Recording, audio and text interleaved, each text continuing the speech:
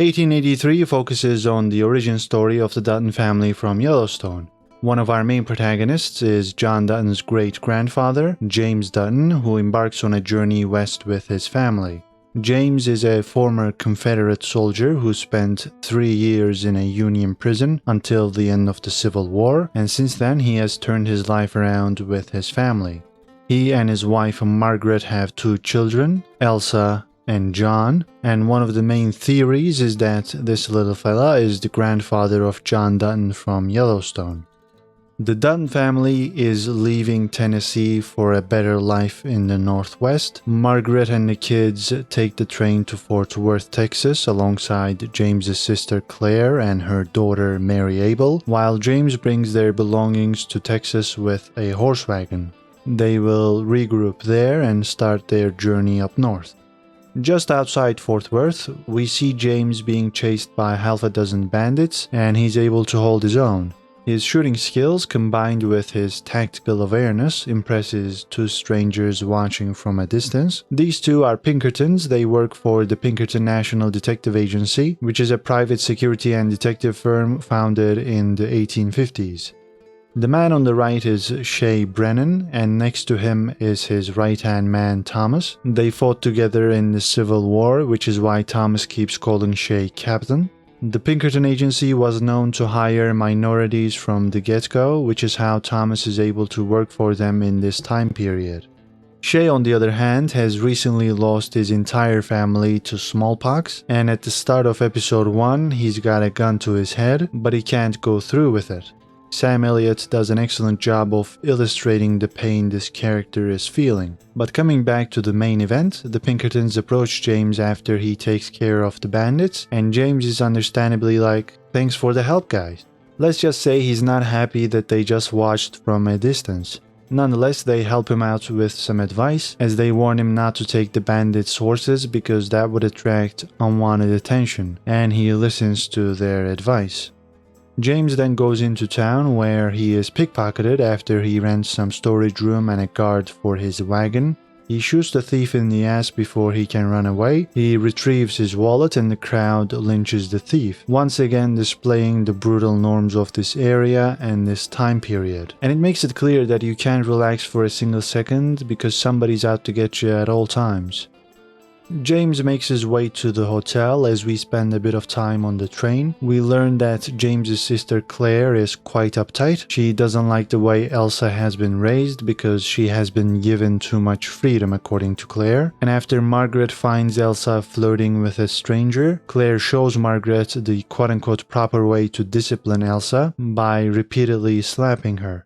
Talking of Elsa, episode 1 actually kicks off with a scene from the future, and Elsa is at the center of it. A wagon convoy has been hit by a group of Indians and Elsa is fighting for survival. She's able to retrieve a gun and shoot one of the attackers, but she gets wounded by an arrow for her troubles.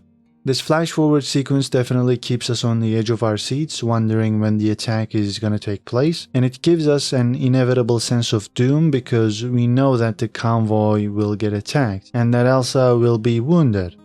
We don't have to wait until then to see Elsa in danger though, because after she and the rest of the family arrive in Fort Worth, there's an unfortunate mix-up at the hotel where a drunkard walks into Elsa and John's room, and this idiot tries to get his way with Elsa.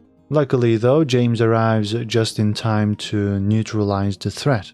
James's body count is going up very quickly even though we are only in episode 1, but no complaints here. That's exactly why I'm watching. James and Shay cross paths again because Shay is taking a group of European immigrants up north on a convoy, and these guys don't know how to swim, they haven't got any weapons, they don't really know how to ride horses, which is why Shay needs all the help he can get on this journey. James is hesitant at first, but he accepts the offer following the attack on Elsa, thinking that they will be safer with the convoy. Elsewhere, a lady of the evening approaches Shay and she tries to get it on with him. She figures out that Shay has lost someone, and after learning her name, she tells Shay that he can use that name to address her. Shay simply pushes her away. Her pimp tries to intervene, but Shay immediately pulls his pistol and goes, quote, "You know what I'm doing here? Looking for a reason. You wanna be my reason?" End quote. The pimp is like, nope, and Shay orders him to sit the frick down. Shay then approaches the gal, whispers his wife's name in her ear, basically trying out what she said they should do in a satirical way, of course, and after a few seconds, Shay says it doesn't work and goes on his way. This was my favorite scene from the premiere because it perfectly displays Shay's no-nonsense attitude, and I like a man that doesn't drink, doesn't gamble, and doesn't fool around with whores. I am Team Shay all the way. Episode 2 kicks off with a flashback to the Civil War. The show recreates a real scene from the Battle of the Antietam, and history buffs might like this one. This was one of the deadliest days in the US history, and we see how James got captured by the Union Army. There's a Tom Hanks cameo here. He plays a Union soldier by the name of George Meade. He is a general, but this is the only time we see him.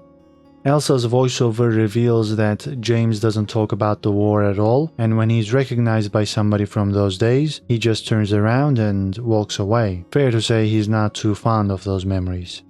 The convoy sets up camp 5 miles off of Fort Worth as they prepare for the journey ahead. Shay and Thomas struck a deal in episode 1 to acquire a bunch of mules and horses in exchange for the immigrants' ox, so that part is done, but they still need some cattle for food.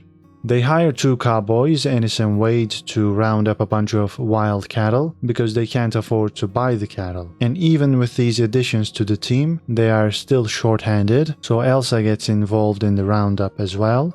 They come across a bunch of familiar cowboys on their way. They help out too, and this mission is successful. They've got their food. This part was good for Elsa's development as she got a chance to show off her horse riding skills, and overall this is her deal, isn't it? She is expected to be a lady, but at heart she is her father's girl, so instead she wants to be a cowboy. This conflict is at the heart of 1883.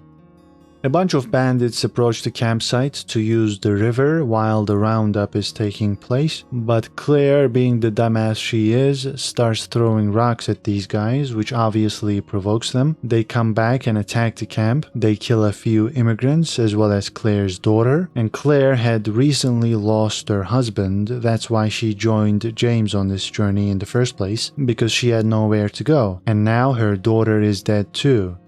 James and the Pinkertons go to Marshal Jim Courtright to take care of these bandits, and the Marshal, who is based on a real-life character, is played by Billy Bob Thornton. He deputizes James before going after the bandits, and one of the immigrants shows the Marshal who attacked the camp. The Marshal starts his inquiry, or so we think, because he just starts blasting these guys and boom, the problem is solved in 10 seconds and the Marshal goes, quote, "If anybody here fancies himself a gunman, you're in the wrong town. There's only one killer in Fort Worth and that's me." End quote. That is definitely one way to take care of this problem, but this approach poses a threat to everyone at the camp, because the locals will be resentful, which is why the convoy has to get going in the morning. Claire has no intention of leaving because this is the 7th child she has lost, and she thinks she has no reason to live anymore, so she offs herself next to her daughter's grave. Shay admires her courage because he couldn't go through with this deed himself at the start of episode 1. In the meantime, one of the cowboys, Ennis, keeps flirting with Elsa. Her voiceover at the end of the episode reads, quote, "We were backing into the abyss. So worried our sins would follow us, we didn't bother watching where we walked, and behind us was a cliff." End quote. That's a warning to us about the chaos that is about to ensue over the course of this journey. Episode 3 opens up with a montage of deaths. There are various wagon accidents and snake attacks which regularly kill pioneers, and Elsa reveals that with every death, her father James moves the Dutton camp farther away from the main group, as if carelessness is its own disease. But one thing scares the group more than anything else: River.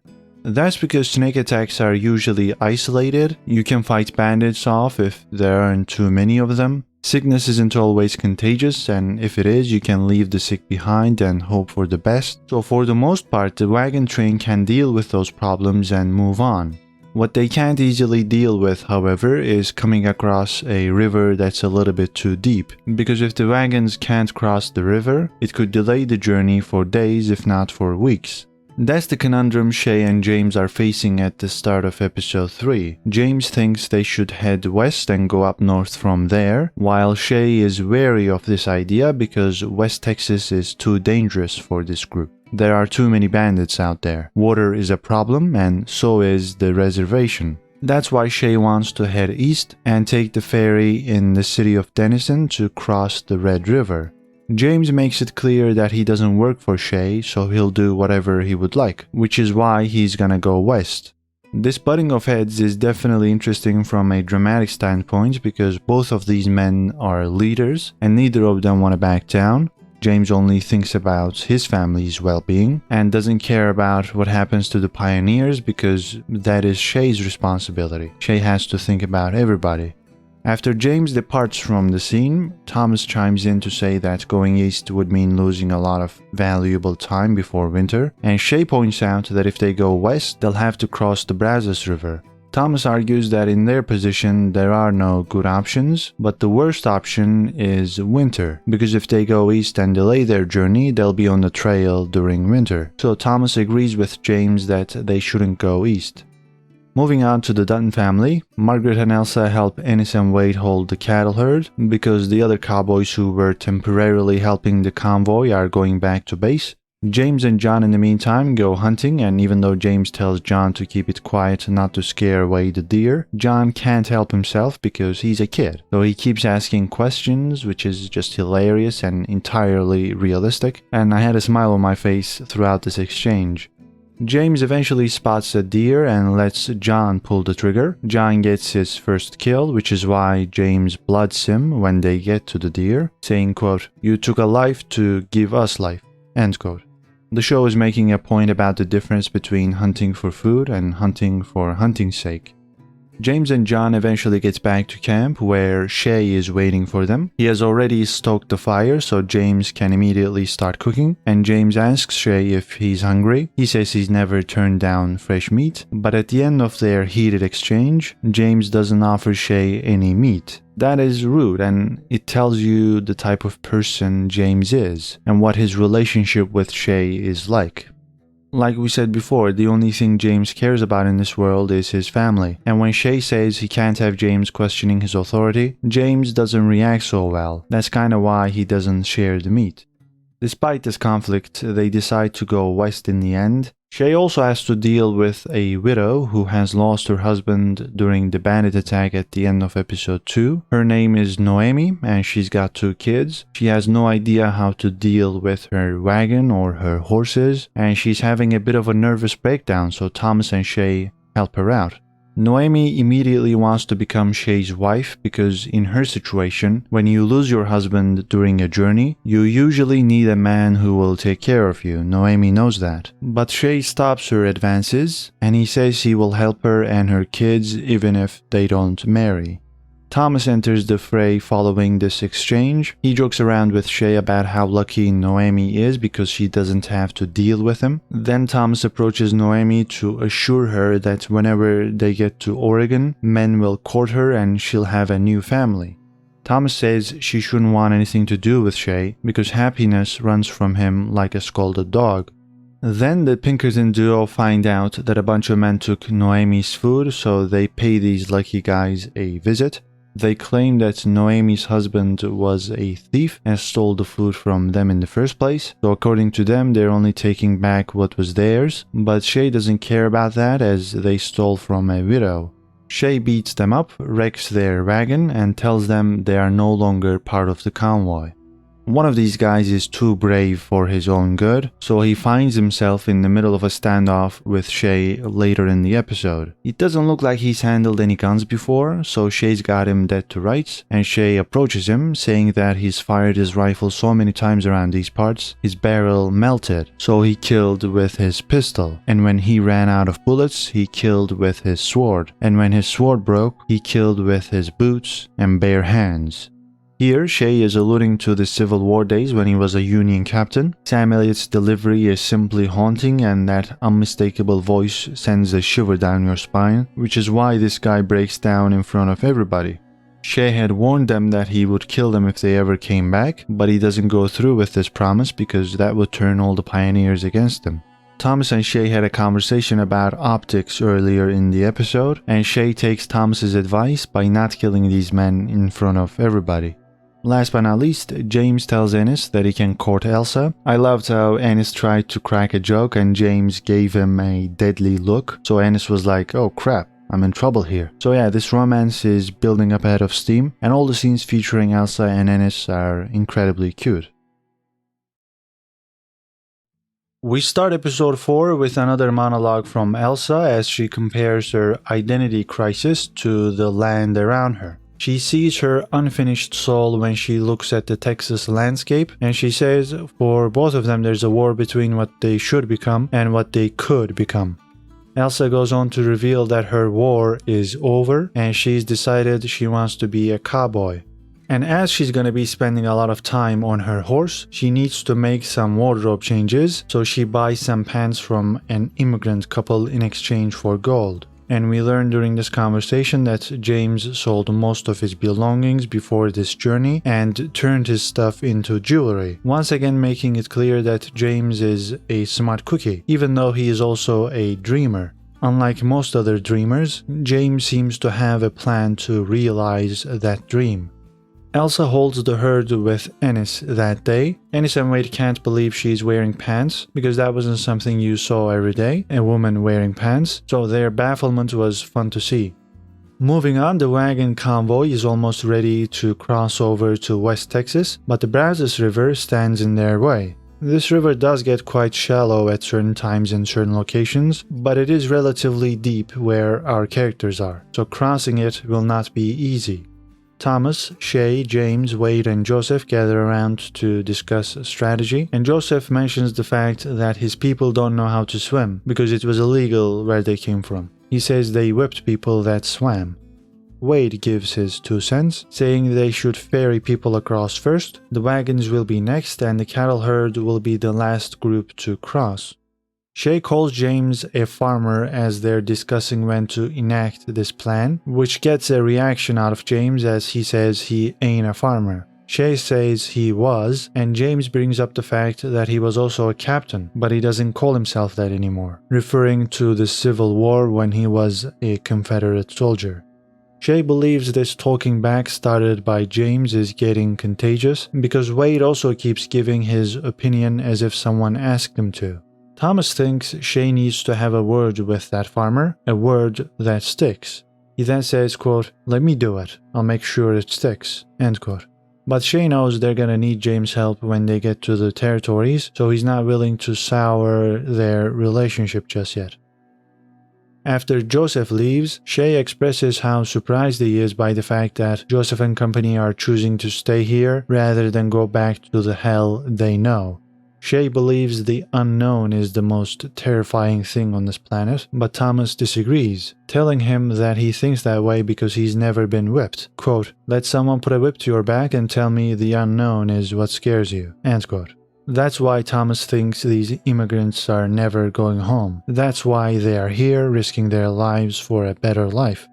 Thomas shows his caring side to us when Noemi tries to strike up a conversation with him. He gets what she's trying to do. He knows whatever happens between them probably can't end well, but Noemi tries to tell him that this is a free country. Thomas argues there are degrees of free. In the end, she says she just wants to watch him eat, and he's like, okay, so he lets her sit there and watch.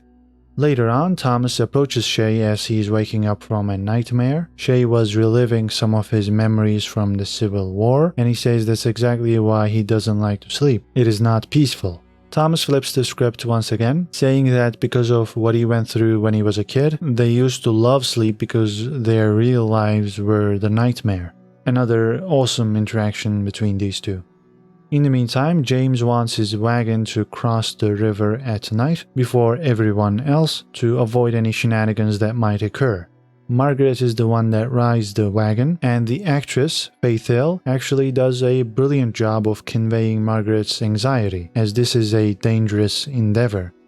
Just before this, James catches Elsa as she is kissing Ennis, and we have another funny moment here when Ennis wonders if James is gonna shoot him, and James says he's thinking about it. James then has a chat with Elsa, accepting that he can't treat her like an adult when it's useful and then go back to treating her like a child. Ennis and Elsa continue holding the herd, while James goes back to take care of his wagon. In the morning, we have a scene depicting the sacrifices these people have to make in order to complete their journey. Shay tells them that until they make their way up north, they're not carpenters or blacksmiths or musicians. The journey requires them to forego all of that. Everyone on the convoy has to remove stuff that is not absolutely necessary, because otherwise they will not be able to cross the river. Shay is once again quite harsh, but this is what the group needs. He knows that if he tries to play nice, they're just gonna ignore him, so he has to treat them this way to get his point across. They ferry people over, which goes smoothly for the most part, but that wasn't the difficult bit anyway. Getting the wagons across is the second task, and there are some accidents here. 3 people die. Margaret tries to save one of them, but she's unsuccessful and this takes its toll on her. And lastly, the cattle herd gets across just fine. Most of this takes place as Elsa is playing the piano that was left behind. She chooses to play the Moonlight Sonata by Beethoven, which is definitely a sad composition. So Ennis asks her if she knows any happy songs, and she says she never had any interest in the happy ones. Elsa's monologue at the end of the episode relates back to the sonata as well. She goes, quote, "Somehow I felt immune to the dangers of this place, as if the land and I had struck a deal. I could pass unharmed so long as I loved it, and I did. I loved everything about it. But crossing the Brazos taught me there was no deal. No matter how much we love it, the land will never love us back." End quote. It is widely claimed that Beethoven wrote the Moonlight Sonata about a countess who didn't love him back, and on the show Elsa says the land doesn't love them back. So I think that's the significance of this musical choice, and I thought that was neat. Episode 5 is all about Elsa and Ennis as they decide to consummate their relationship, but how do they actually get there? Well, Elsa hasn't been to her family's wagon in a while because she's been watching the herd with Ennis and Wade. Margaret figures it's time to have a chat with her daughter to tell her what's what. So she approaches Elsa, telling her she smells like a goat. Margaret decides to kill 2 birds with 1 stone, meaning they have their little chat as they bathe in the river. Margaret tries to warn her daughter that there is no such thing as freedom, because there will always be limiting factors like laws or customs or responsibilities, and the more people you cram together, the more limits you'll have. She's trying to say that Elsa will never be as free as she is right now on this journey. She also says the only rules Elsa needs to follow are the ones in her heart. The moment they're sharing gets interrupted by Ennis as he tries to tell them they're moving camp soon. This was another example of a comic relief scene, and Ennis is brilliant in these. He has no idea what he should do after seeing them in the river naked, and his awkwardness is always great to watch. That night, Elsa does follow the rules in her heart, like her mother said. She does the deed with Ennis, if you know what I mean, but they're a couple of dumb kids, so they do it somewhat close to camp, and basically everybody hears them. Margaret even comes looking and sees them doing it, which was a weird moment. Elsa and Margaret have another chat in the morning, with Margaret urging Elsa to be careful because there are consequences to every action. In this instance, that consequence would be a baby. Margaret tells Elsa she's gonna have to look after that baby, so she has to be sure that Ennis is man enough to raise the baby with her. This is followed up by an incredibly cute scene as Elsa approaches Ennis all serious, asking if he's man enough to raise their baby if they have one. Ennis doesn't know what hit him at first, but goes on to say, heck yeah, I'm man enough, though he doubts he's lucky enough to have a child with her.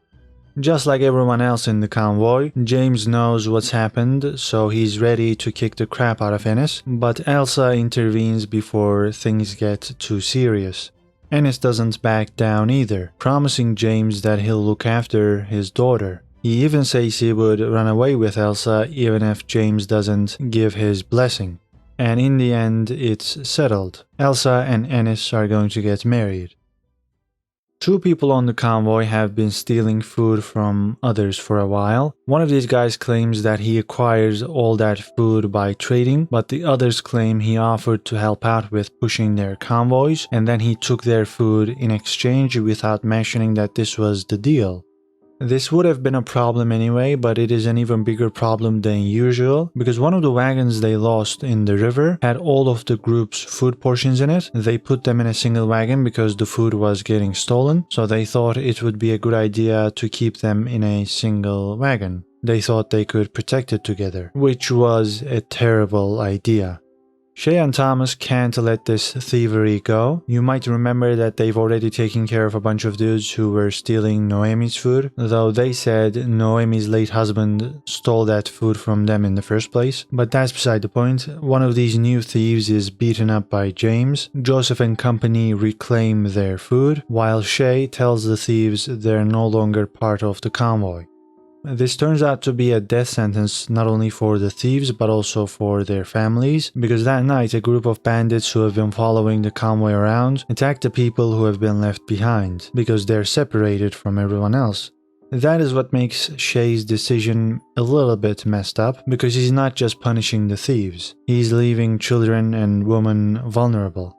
And by this point, Wade had already warned Thomas and James about the bandits, because Wade found a campfire at the start of the episode, so they were definitely on the lookout, and the next day they see some smoke in the distance, realizing that the people they left behind were attacked by bandits.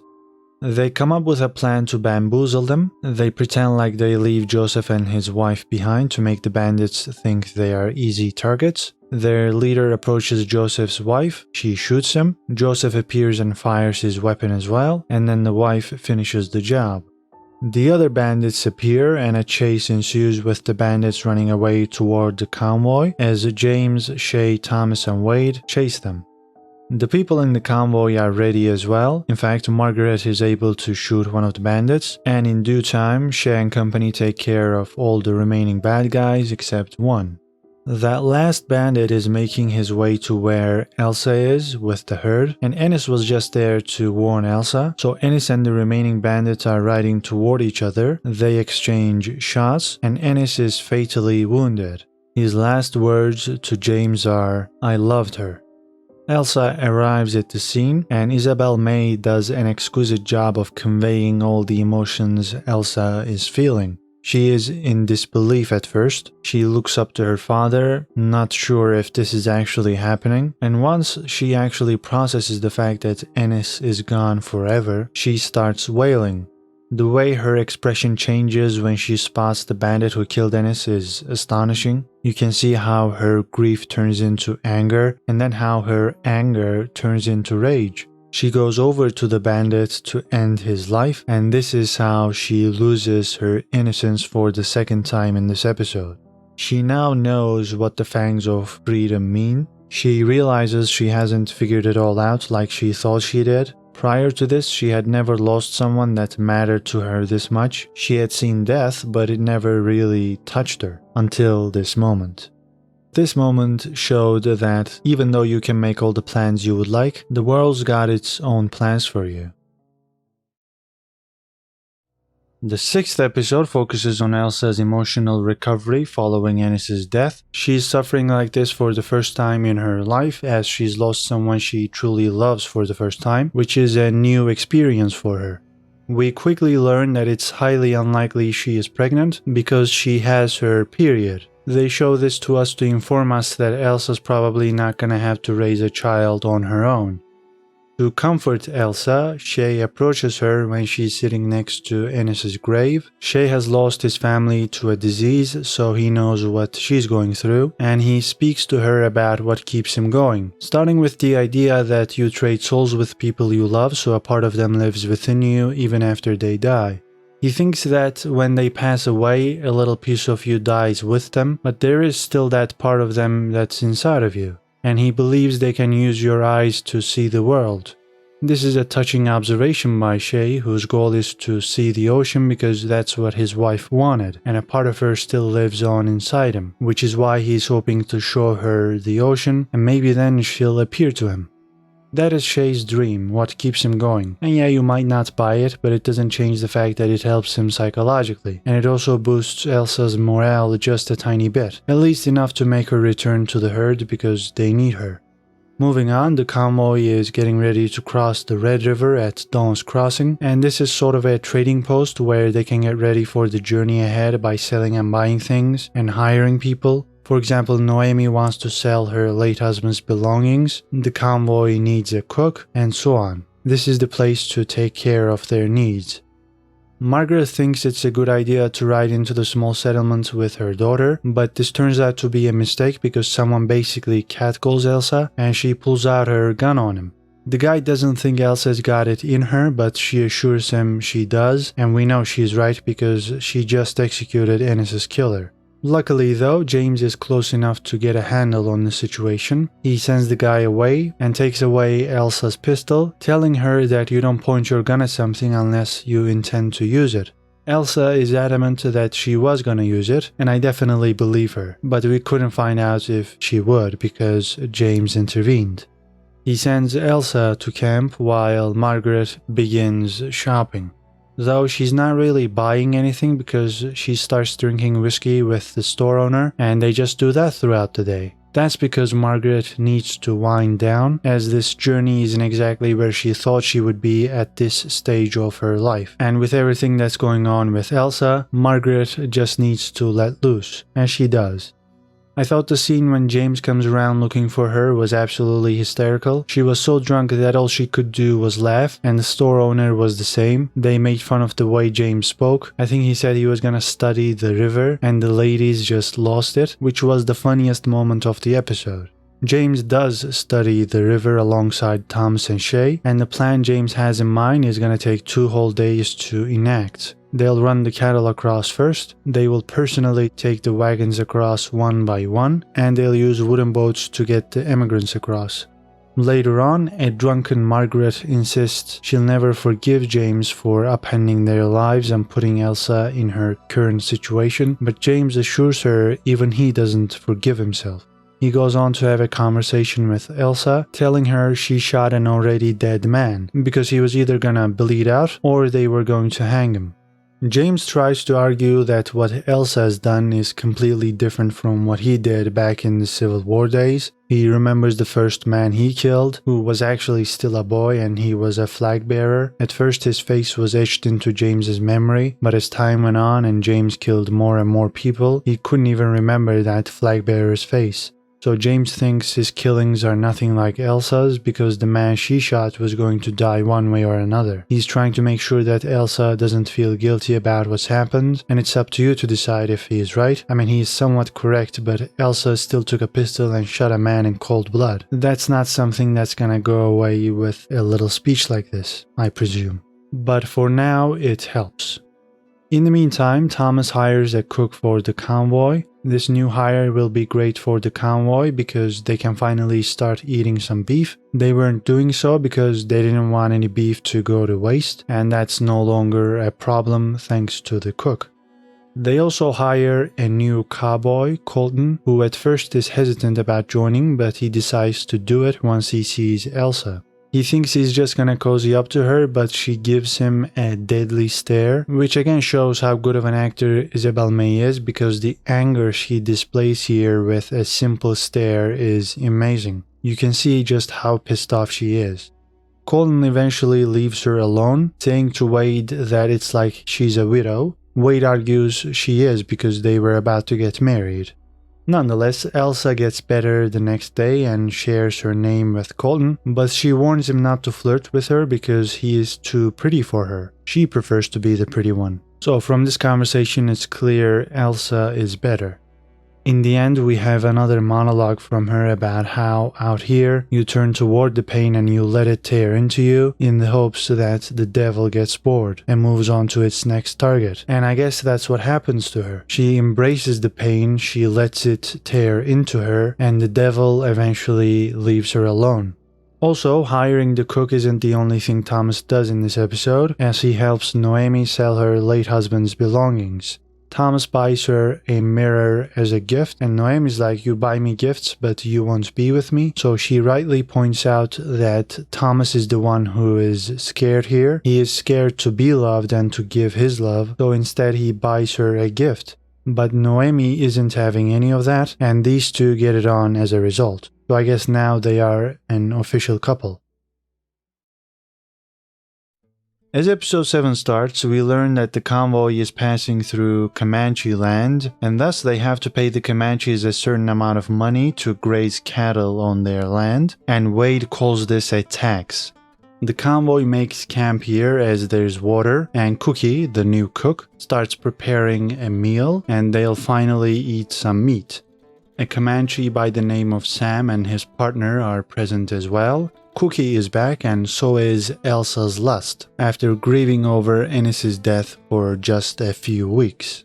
You know, that's definitely enough time, isn't it? Anyway, her next target is Sam, who by all means is a cool cat, but he's like twice the age of Elsa, and that makes things even weirder. They start talking about Elsa's horse, and she mentions that she calls it Lightning because that's how fast it is. Then Sam's like, let's test that out. So they race and Elsa wins. They continue their conversation, and Sam argues Elsa is the Lightning, not the horse. He says he'll call her Lightning Yellow Hair, so he gives her an Indian name, which is also the name of this episode. Elsa wants to learn Sam's name, and she finds it weird when he says it's Sam, as that is not exactly a traditional Comanche name. Sam explains that it was the name of the man who killed his wife, and he took it from the killer when he got his revenge. Elsa mentions the fact that she also killed a man to take revenge, but she did not know to ask him his name. Sam tells her that's a good thing, because with the knowledge of his name, she would mourn forever. Elsa gifts Sam some of her hair, and in exchange, Sam gives her his knife, as her knife isn't too sharp. They part ways after this, and at this point, their relationship is entirely platonic. That night, Elsa asks her mother if she is happy, and Margaret says in general she is worried about her son, her daughter, and their safety, but in this moment she is happy because she's with the people she loves. She even says she envies Elsa because Elsa's freedom isn't something that's possible for Margaret. On the other side of camp, Sam and Shay talk about bandits, and Sam says the direction the convoy is headed is more dangerous, and that they're the perfect size for bandits, big enough as a prize and small enough to fight against. Sam also says they're still having a war in the northwest, which is the convoy's destination, that area, and Sam thinks they should just stop in Colorado instead of venturing into the Montana, Wyoming area, but they'll have to worry about that another day as they've got more pressing concerns at the moment, like the upcoming storm. Ideally, they would head out at night, but Shay doesn't think the pioneers can handle that, so they wait until the morning. Cookie is gone by then without having said a word, and they don't even know if he abandoned them or if he was just trying to get ahead of the storm. The convoy gets on the road in the morning, and I'll say this from the top. The visuals, the music, the direction, the action sequences, most of that stuff from this point on looks and sounds great, so on that front, they've done an excellent job. The storm eventually causes a tornado, and everybody has to leave their wagons and their horses to find low ground and ride out the storm. Elsa, Wade, and Colton let the herd go instead of chasing them. Sam comes back to help, and this is where things get kooky. Sam and Elsa lie down, and Elsa is quite scared, screaming at the top of her lungs, and then she decides to make out with Sam, to I guess avoid screaming? Okay then. Everybody magically survives the tornado and the storm disappears entirely after Elsa kisses Sam. Elsa's horse manages to survive as well, and she gets on it with Sam to look for the other horses. They find them and Sam leaves after saying that this is her home too now. Shay and Thomas catch up and Shay says they have a total of 8 wagons left, which is not enough for 26 adults and 22 children. That's how many people there are in the convoy. The nearest town is Denver, and they won't make it there in this condition, so for now they think they'll have to return to Dawn's Crossing. Shay looks for and finds Thomas's horse. Shay then comes across Cookie, and he confirms that he headed out at night to get ahead of the storm and he's now back. Cookie also mentions that 6 thieves were with their herd, so Shay gathers everyone and they go after them. Wade and Colton stay with the pioneers in case the bandits double back, while James, Thomas, Shay, and Elsa go after the bandits. Margaret is pissed off when she learns about this from Colton, so she takes his horse and goes after Elsa, though Margaret isn't involved in the main action until the very end, when she has to kill one of the bandits who managed to get away wounded. Margaret was already in a fragile emotional state, and having to kill a man isn't going to do her any favors. But let's talk about the main action sequence. They find out that there are actually 13 thieves, not 6, so our protagonists pan out wide and take positions with their rifles. Elsa is told to run away. Shay, Thomas, and James all get shot, but none of their wounds are too serious. In the end, this trio kills 9 bandits. The 10th one gets away wounded and he is killed by Margaret, while the remaining 3 get past James, Shay, and Thomas to chase after Elsa. Luckily, Sam and his companion, as well as an unknown man, come to her rescue, and they deal with these bandits. The 3 men who saved Elsa check in on Shay and company, and the mystery man is apparently Charles Goodnight, who was a legendary real-life cowboy back in those days. We also have to mention that he's played by Taylor Sheridan, the showrunner and writer himself. I couldn't recognize him at first, to be honest. He looks so much different with that beard, but I think he did a pretty good job as Charlie. Shay and Charlie know each other, and it sounds like he'll join up with this outfit, at least for a little bit, because they need all the help they can get. Episode 8 kicks off with a roundup of horses. Charles Goodnight and Sam are with our main protagonists, and Sam thinks they should target the stallion, catch him so that the others fall in line and follow them. This fun 2-minute sequence culminates with Sam and Elsa carving out the stallion and catching it. Shay tells James that Elsa is starting to ride like a Comanche, and Charles says that's a compliment. After they round up all the horses, Elsa notices that her pants got torn and she tries to repair the tear. When her mother points out that she's got another dress she could wear, Elsa rebukes her for this suggestion because she would rather wear a beansack. Sam's people arrive at camp, which has been in place for 3 days now, and the pioneers are scared at first, but Shay reveals he asked them to come here to trade because they need provisions whichever way they decide to go. Shay and Charles have a conversation about that just prior to this interaction, with Charles saying that taking the convoy to Denver would be the wise choice. James doesn't care about the quote-unquote wise choice because it's not what the pioneers want. They want to go to Oregon, and so does James, and he makes his disapproval known. He's not going to Denver, and he's definitely not turning back and heading to Dawn's Crossing. As the Comanches set up camp and trading begins, Sam brings Elsa to a seamstress because he knows her patched up pants won't do the job. She needs an extra layer of protection if she's gonna run around like a cowboy. She needs some leather in her life, so the seamstress gives Elsa some chaps and Sam pays for this. Charles leaves in the early parts of this episode, and Shay goes on to explain to the pioneers that they'll reach Laramie, Wyoming in October, meaning that they'll have to cross South Pass in the Rocky Mountains in the snow, which let's just say is not an ideal time to make that journey. They could stay in Laramie during winter, but that's not a safe place either. Their other option is to go to Denver and spend the winter there, but the problem with that is the pioneers will have to be maids and miners just like they were back at home. That's not what they want. They want to get to Oregon as soon as they can and have their own land. They're not very patient either, so staying in Denver is not ideal for them.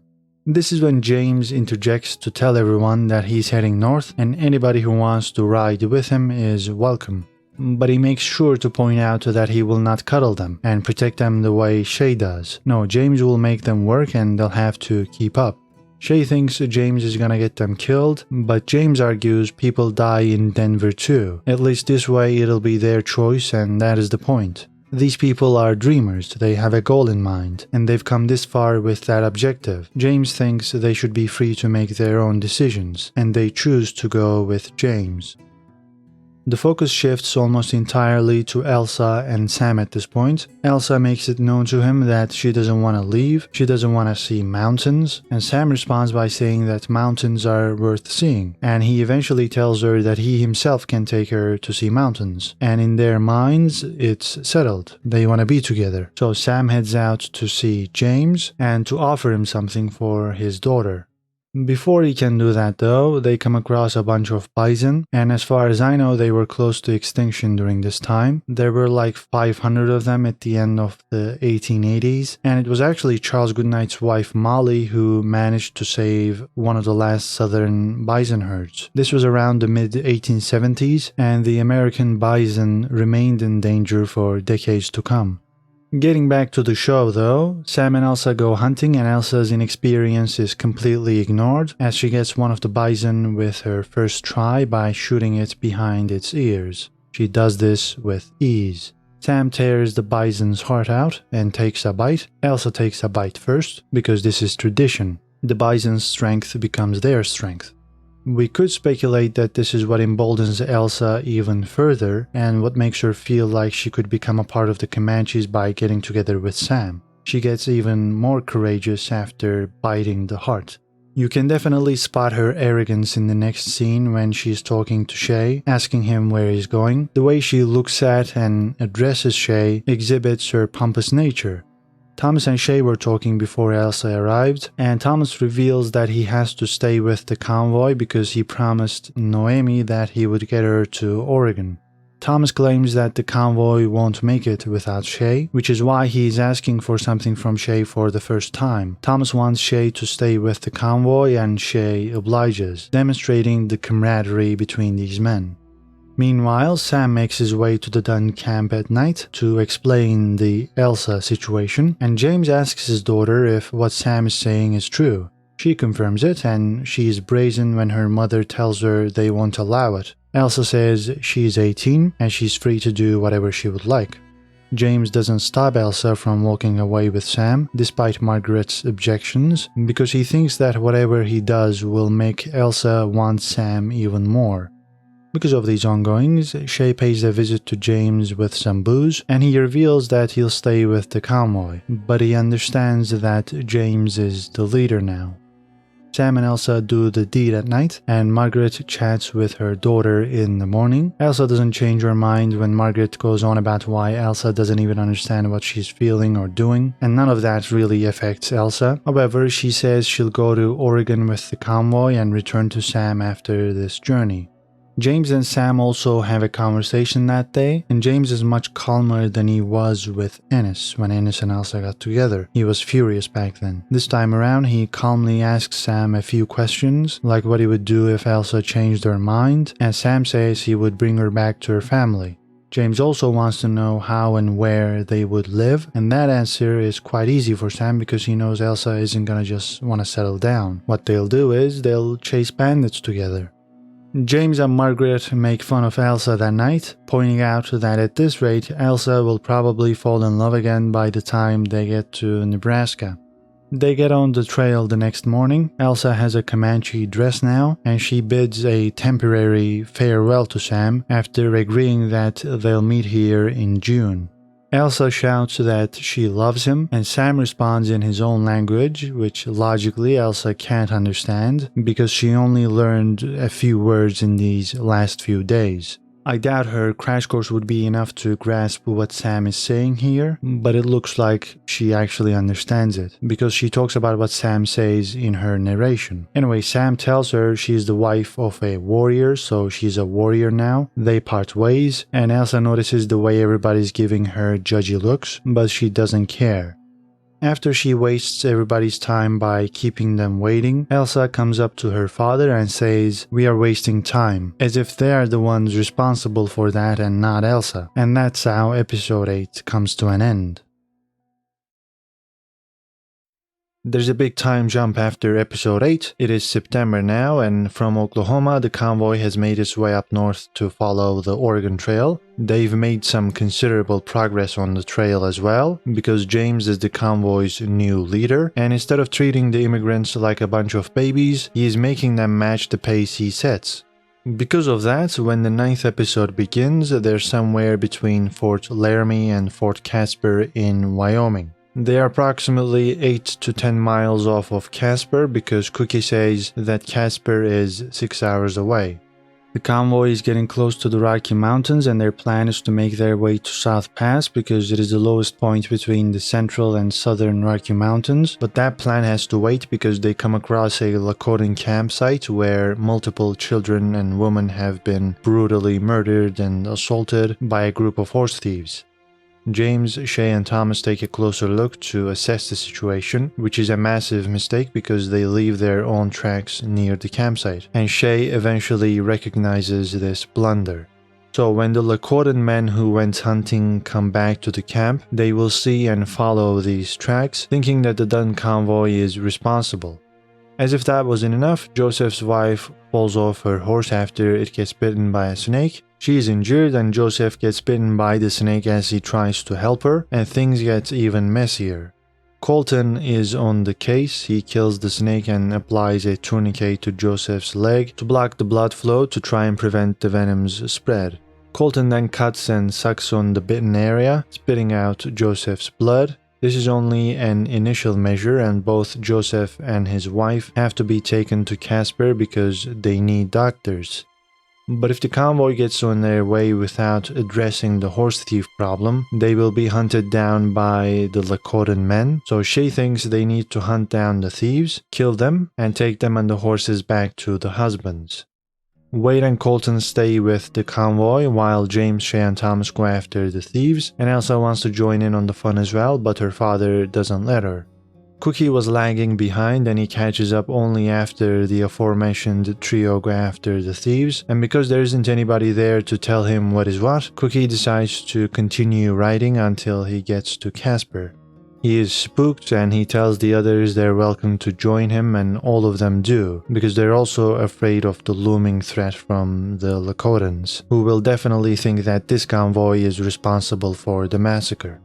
Margaret, Elsa, and John can't stay behind on their own, so they, alongside Colton and Wade, start riding toward Casper as well. Margaret orders Elsa to put on a dress because they won't like what she's wearing where they're going, and although Elsa is hesitant at first, she eventually complies, and this is where things get interesting, and where the suspense skyrockets. I say that because she puts on the dress from the flash-forward sequence in episode 1, when we saw her get wounded by an arrow. With that scene on the back of our minds, the rest of the episode gets quite tense as we are watching the convoy being led to slaughter like sheep.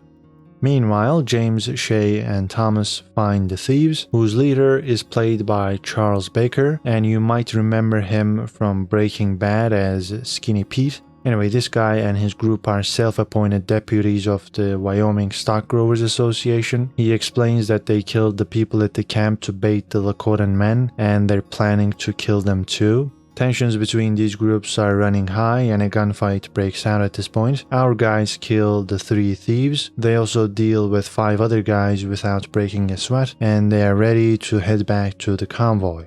But they will not make it back in time because the Lakota men have come back to their campsite and they are already on their way to get revenge.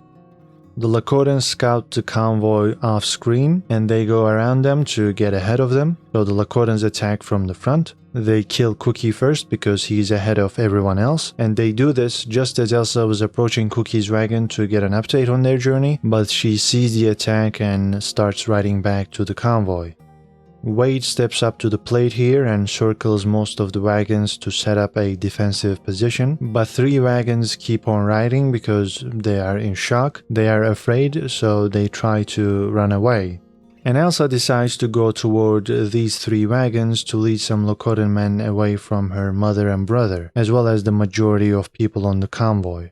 She knows she might have a better fighting chance if she rides toward the main group, but she chooses the selfless option to give the main group less people to deal with. She's eventually knocked off her horse by one of the men, and we finally get to that flash-forward scene from episode 1. She wakes up and goes on to kill one of the Lakotans, but she gets wounded by an arrow in the process. The others converge on her location, ready to kill her, but she starts speaking Comanche at that moment, knowing that she's gonna die. She wants her last words to be in that language. You could also argue that she did this in order to give the Lakotans a pause. I personally don't think so. I really think she thought she was gonna die. But nonetheless, the Lakotan leader pauses to ask Elsa why she knows those words. She explains that her Comanche husband taught her, and she also tells them that they didn't attack the camp and that her father is taking care of the men responsible as they speak. After learning about this, the Lakotans leave and they don't kill Elsa. They find James soon afterward because James and company came back to the campsite and saw that the wagons were gone, so they headed out in the convoy's direction, and James explains that they've taken care of the guys responsible. He tells the Lakotans where their horses are, and the Lakotan leader says no more fighting today, as they all go their separate ways. Meanwhile, Colton checks in on the separated group, and a woman is still alive. Though she is wounded, her husband is dead, and she got scalped. So I say she's alive, but she's on borrowed time. Because of that, Colton decides to end her misery and feels horrible for having to do this, but Shay tells him to stand behind his decision because he did what he thought was best. She was gonna suffer for days and then die anyway. In the last 15 minutes of the episode, the Dutton family gets to grips with Elsa's situation as James figures out that the arrow has most likely done irreversible damage to her liver, though they have removed the arrow and cauterized the wound. James and Margaret have an emotional conversation about what to do, and they decide that the best course of action is to let Elsa live the way she's done so far, because the alternative is to go to the doctors who would just dope her up until she can't see straight. They wouldn't be able to fix her, so James argues that there's no point making Elsa's remaining time on this earth completely miserable. He promises Margaret that they'll stop their journey wherever they have to bury Elsa, and they will settle there so that they can visit her grave. And we know from Yellowstone that the Dutton family settles in Montana and sets up their ranch there. Margaret needs a minute to take this all in, and you can definitely see how helpless she feels. Earlier in the episode, there was a moment when James told her he loved her, and she didn't say it back. And you might remember that she had to kill a bandit in episode 7, and now she's losing her daughter, and there's nothing she can do. They appended their lives in Tennessee for a better future. That was James's dream, but every dream has a cost if you want to make it reality. Elsa reads the situation perfectly the next morning from the way her father and mother are acting, and she's also feeling worse from a physical standpoint, and this is when she realizes she's gonna die.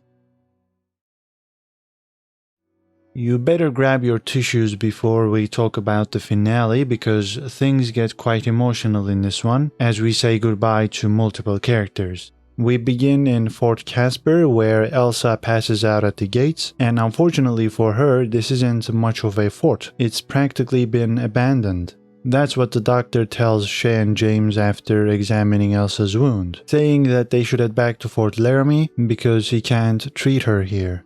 Well, to be fair to him, Elsa can't be treated anywhere because even if her liver repairs itself, the infection has taken hold of her body and it'll be impossible for her to survive.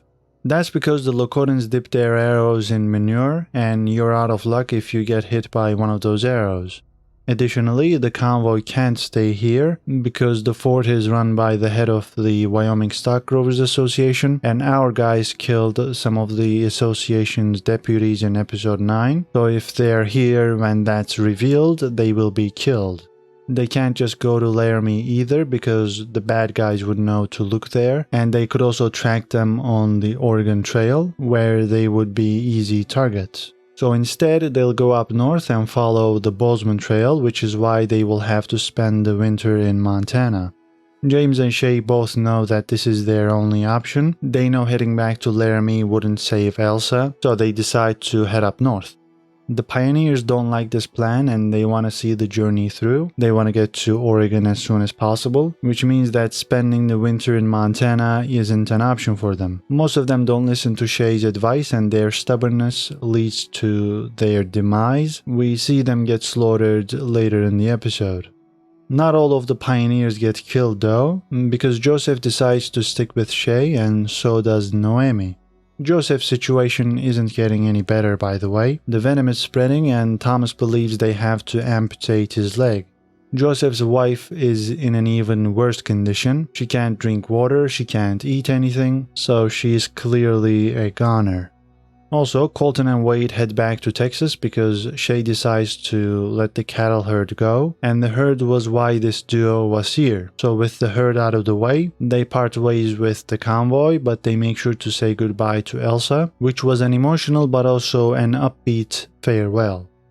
Getting back to Joseph, they have to get him drunk before the amputation, and it takes more alcohol than it usually would because he is German. They eventually get around to the quote-unquote operation, and it's quite difficult to watch because they show you almost everything. And not only does Joseph lose a leg in this episode, but he also loses his wife. So his story is one of the most tragic ones in the show. Sure, a lot of other people died on this journey, but living and dealing with the pain of losing your partner all on your own in a foreign land with one leg might be the closest thing to death.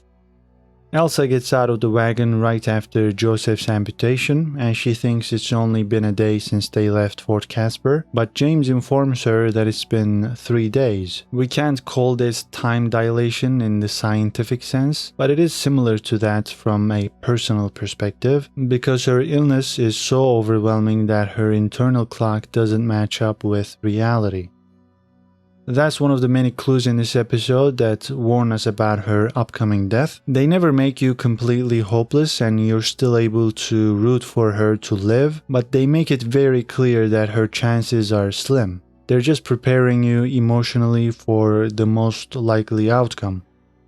Elsa and James have a lot of father and daughter time, and in one of those scenes, Elsa says she's noticed the way her father has been looking at her, as if he thinks she's gonna die, and James tries to explain himself by saying that he's looking at her for what she is, the most important thing to him on this planet, and he says that comes with a lot of worry.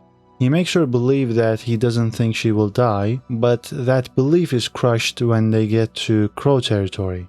3 crowmen approach the wagons while James is out hunting, and Elsa tries to ride away, but she is exhausted and falls off her horse. The crow are not hostile and they offer to help Elsa. Their leader is played by the brilliant Graham Greene. You might remember him from Dances with Wolves. Anyway, the crow try to treat Elsa, but they agree that she is too far gone because of the dirty arrow. James makes it back to his family after Shay fires 3 rounds to call him, and James's conversation with the crow leader is fruitful because he points James in the direction of Paradise Valley, and James wants to settle there. Also, the crow leader says his people will take back that land in 7 generations, and this could be crucial for the Dutton family's future in the Yellowstone show, because I think the youngest descendant is a 6th generation Dutton. That is not our concern for now though, because Elsa finally realizes that she's gonna die for sure. She knows her father lied to her and all she wants is to choose the spot she dies at. James says she can do that, but they'll have to leave the wagons behind to get to Paradise Valley in time, before Elsa dies. James asks Shay to take care of his family and to tell Margaret about this. Shay does, and even though Margaret is angry at first, she comes to grips with the situation. So James and Elsa start their ride toward Paradise Valley, and Elsa eventually picks a spot and they rest against a tree. James asks his daughter if she wants a blanket, and she says, "You be my blanket," and that was just an amazing line. It hit me right in the feels. They also talk about their first memories, and Elsa's memory is about her fascination with how smart birds are, because she saw them pecking at the ground after it rained, and they were pulling out worms because the rain softened the ground. So her curiosity and the way she observes the world was in place from a very early age. And funnily enough, she sees a bird right before she dies and says, "You birds sure are smart." And this means that her first memory and her last memory are quite similar. Elsa goes on to say she understands it now, meaning death, and she claims she's not scared. These are her final moments in this world, but it's not the last time we see her, because she later talks to us from another plane of existence, explaining what she meant, and I quote, "There is a moment where your dreams and your memories merge together and form a perfect world. That is heaven, and each heaven is unique." End quote. So if you were confused, there's no doubt Elsa is dead. Like I said, she's speaking to us from another reality, and that place is filled with good horses, open plains, wild cattle, and a man who loves her. It's always sunrise and there are no storms. She tells us she knows death now, that it smiled at her, and it was beautiful. Some of you might not see this as a happy ending, because in the traditional sense, it isn't. The character dies, but we see and hear that she's got everything she's ever wanted in another reality. That's not going to be satisfying for everybody, but in my opinion, it's a great conclusion. We jump forward in time to learn that Joseph is still going strong, but unfortunately he is all alone.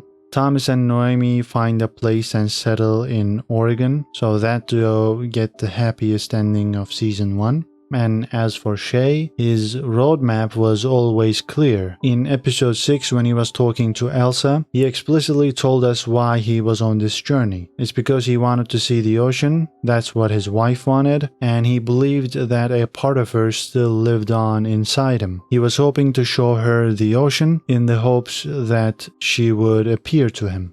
He realizes that dream and thinks the ocean is beautiful, and his late wife does indeed appear to him in the form of a hummingbird. You might think that the bird is supposed to represent Elsa, but because of what we know from episode 6 about Shay's dream that his late wife would appear to him, it's fair to assume that the hummingbird is the wife.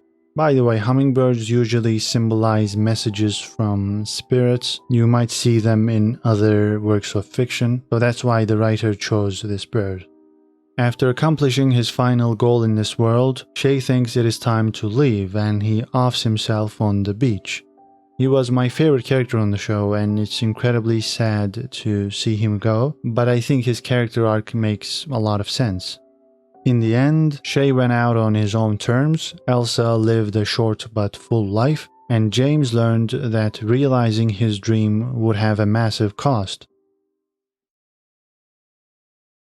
Thanks for watching this video, guys and gals. As always, this long compilation took a lot of time to put together, so I would greatly appreciate it if you liked this video. Leave your comments about 1883 down below, and subscribe for more movie reviews and TV show breakdowns. That is it for now, take care and see you in the next video.